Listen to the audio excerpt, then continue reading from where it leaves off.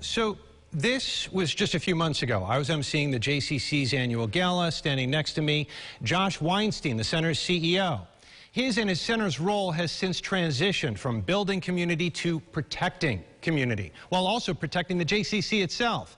This interview with Weinstein provides an example of the sink or swim moment faced by many of the not-for-profits in our area. We start in the lobby and move on from there.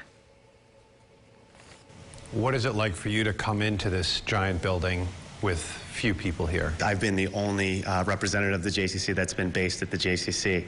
I walk into a completely empty parking lot. I walk past this desk. There are no voices in the hallways. There are no hellos of the staff or the members. There's no children's laughter or the music that we hear every single day. And so it's eerily quiet in these halls everywhere I go throughout the building. There's no guarantee, right? There's no guarantee that this continues. There's a hope and people are stepping up, but that's the reality we live in. Yeah, look, I mean, I have every intention that our doors are going to open again. I was actually in 1975 in the very first preschool class in this building. I spent my entire life here. I can't imagine life in Rochester. I can't imagine Jewish life in Rochester without a central hub of Jewish life, the Jewish Community Center. You know, that being said, if this goes 6 months, if this goes 9 months, if this goes 12 months, we have had some early relief. We do have some strategies for funding, but at some point, who knows how long this is going to go on for. And so we're just going to keep fighting the fight. So now we're in JCC's Hart Theater, one of the liveliest places normally, and how telling the set behind you was for a play that never went on. We are exploring whether we could do a Zoom version of the play Sweat with the 9 characters on camera on the different camera screens, and we're going to see if we can do that. But unfortunately, the show did not go on. This also makes me think about the kids. A lot of kids come here for the children's theater, and you guys have the Wolk School, you have camp. Out of all the groups that you'd like to see come back, do you think the kids perhaps would be the best at this point? I think the children filled the building with laughter.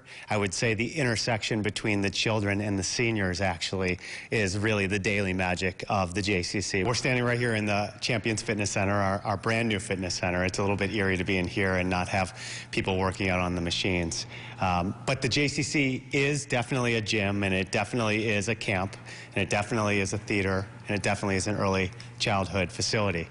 But it's also a Jewish community center. It's a central hub of Jewish life. And I think a lot of the members are picking up on that or are being reminded of that, and they're donating. They are giving of themselves to make sure that this lasts. There really wasn't a scenario, there wasn't a playbook that says, imagine that you can't open your doors for now 30 days going on, question mark. And so we did reach out to our community, and it really started with the people closest to our organization, our board of directors, our major donors from the past that said, we can't let this organization not come out okay on the other side. I did ask him what his realistic ideal scenario was, and he said open in some capacity by June 1st and finding some new normal routine by September 1st. If you'd like to help the JCC in some way, we do have a link within this story over at rochesterfirst.com.